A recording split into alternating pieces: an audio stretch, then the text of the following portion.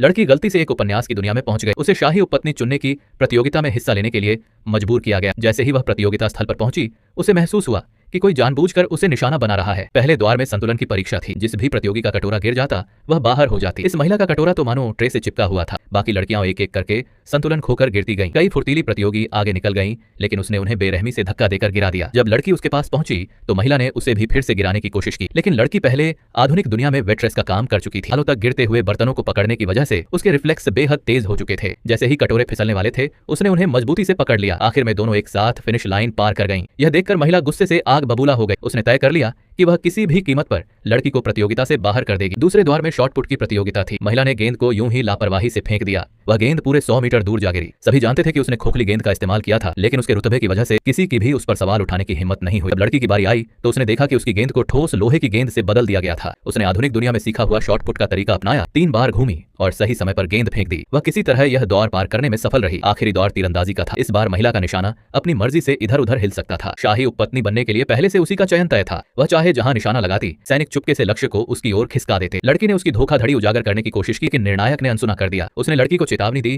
कि अगर उसने प्रतियोगिता में हिस्सा लेने से इनकार किया तो उसे अयोग्य घोषित कर दिया जाएगा। मजबूर होकर लड़की ने धनुष और तीर उठा लिया। तभी अचानक तेज हवा चलने लगी। यहाँ तक कि निर्णायक ने भी मान लिया कि ऐसे मौसम में निशाने पर तीर लगाना लगभग नामुमकिन था। लेकिन किस्मत से लड़की ने अपनी असली दुनिया में कंपाउंड बो से अभ्यास किया हुआ था। उसने तीर चढ़ाया और छोड़ दिया। तीर न सिर्फ सीधे बुलसाई के बीचों बीच जाकर लगा, निशाने को चीरता हुआ आर पार निकल गया। यह देखकर सभी दर्शक पूरी तरह हैरान रह गए। लड़की प्रतियोगिता जीत गई, लेकिन तभी उसे एहसास हुआ कि वह इस उपन्यास की मुख्य नायिका नहीं बल्कि सिर्फ एक सहायक किरदार थी और उसने असली नायिका को पहले ही प्रतियोगिता से बाहर कर दिया था।